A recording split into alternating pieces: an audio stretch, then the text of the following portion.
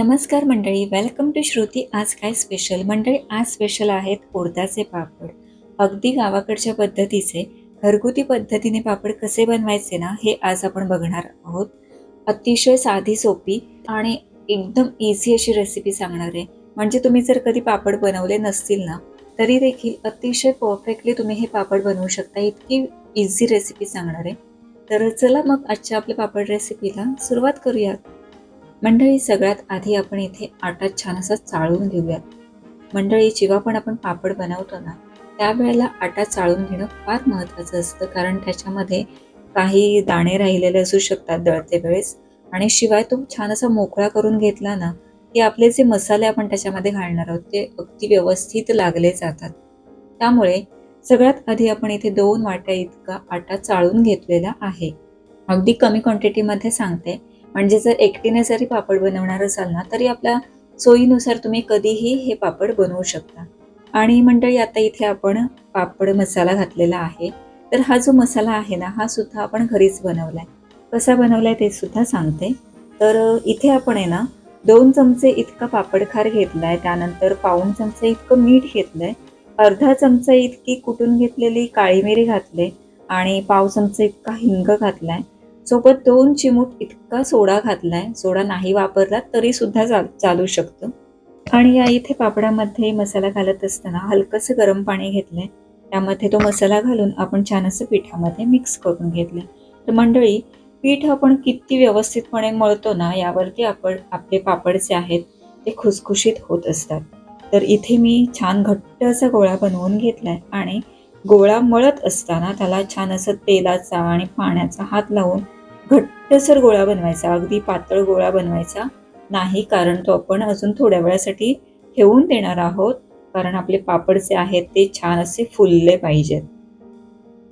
तर या इथे आपण पापडासाठीचं पीठ भिजवून घेतलंय आणि आता हे आपण एका पॉलिथिन बॅगमध्ये घालून कमीत कमी 2 तासासाठी ठेवून देणार आहोत. कारण मी दुपारच्या वेळेला पापड बनवते. त्यामुळे जे पापडाचं पीठ आहे ना, ते लवकर असं फर्मेंट होऊन छान सॉफ्ट होणार आहे. तर जर का तुम्ही रात्रीच्या वेळी वगैरे पीठ भिजवणार असाल, तर मग तुम्ही अगदी 5-6 तासासाठी ते भिजवून ठेवू शकता. आणि या इथे आपण पीठ बाजूला ठेवून दिलेलं आहे. तर मंडळी, इथे आता 2 तास होऊन गेलेत आणि आपण यातलं थोडंसं पीठ घेऊन ते पापडासाठी कसं रेडी करायचं ते सुद्धा बघूयात. तर या इथे मी अगदी छोटासा गोळा घेतला आणि छान असं हाताने रगडून त्याला मस्त असं सॉफ्ट करून घ्यायचं. जर तुमच्याकडे पाटा असेल ना, तर त्याच्यावरती जर रगडलं तरी सुद्धा चालू शकतं. अतिशय मस्त पापडाचं पीठ तयार होतं. आणि मग एखाद्या जड वस्तूने त्याला चेचून सुद्धा घ्यायचं. मंडळी, पापडासाठी जेव्हा पीठ तयार करतो ना, त्यावेळी तेलाचा वापर आवश्यकता असेल तरच करायचा आहे. फार जास्त तेल वापरायचं नाही. नाहीतर आपले पापड जे आहेत ना, ते वाळल्यानंतर काळपट होतात, शिवाय ते खवटसुद्धा होतात काही वेळानंतर, काही दिवसानंतर. तर अशा पद्धतीने आता हे जे मी पीठ तयार करून घेतलंय, ते हाताने खेचून बघितलं तर अतिशय छान ताणलं जातंय. म्हणजे आपलं पापडासाठीचं पीठ तयार झालेलं आहे. आणि आता सुरीच्या सहाय्याने हे आपण कट करून घेऊयात. छान असे आपल्याला ज्या आकाराचे पापड हवेत त्या आकाराचे गोळे बनवून घ्यायचे. तर मंडळी, पापडाचं पीठ कट करण्यासाठी आहे ना, अशा पद्धतीची फळांची जी सुरी असते, जिला बारीक दात असतात, ती वापरायची. त्याने व्यवस्थित पीठ कट कट करता येतं. अनेकदा धाग्याने सुद्धा कट केलं जातं, पण हे अगदी इझी पडतं. आणि आता मी छान असे पापड लाटायला घेतलेले आहेत. तर मंडळी, जेव्हा आपण पापड लाटत असतो ना, त्यावेळी सुक्या पिठाचा आणि तेलाचा शक्यतो वापर करायचा नाही. अगदी व्यवस्थित पीठ मळलं गेलं असेल ना, तर त्याची गरज सुद्धा भासत नाही. जर आपण जास्त प्रमाणात पीठ वापरलं ना, तर मग काय होतं, जेव्हा पापड आपण वाळवतो तेव्हा ते जास्त असे ड्राय होतात आणि तळल्यानंतर लाल सुद्धा होतात. त्यामुळे शक्यतो सुखं पीठ आणि तेलाचा वापर कमीत कमी करायचा. आणि या इथे मंडळी माझे पापड लाटून झालेत. मी वाळवायला आले आणि या वानर सेनेचं आगमन झालेलं आहे. दर 1-2 दिवसांनी आमच्या इथे असतातच. तर मंडळी, हे मस्त असे पातळ आपण पापड लाटून घेतलेले आहेत आणि ते आता वाळवून घेऊयात. तर बरं, आटा जो तयार करतो ना आपण, तर त्यासाठी काय करायचं, जर तुम्ही 1 किलो उडदाची डाळ घेतली असेल, तर 100 ग्रॅम वगैरे मुगाची डाळ घालायची त्याच्यामध्ये, किंवा समान समान क्वांटिटीमध्ये पण घेऊ शकता. मस्त अशा डाळी स्वच्छ धुवून घ्यायच्या आणि एकदम सुक्या खडखडीत वाळवून घ्यायच्या आणि मग गिरणीमधून दळून आणायचं. बस इतकाच आटा बनवायचा असतो.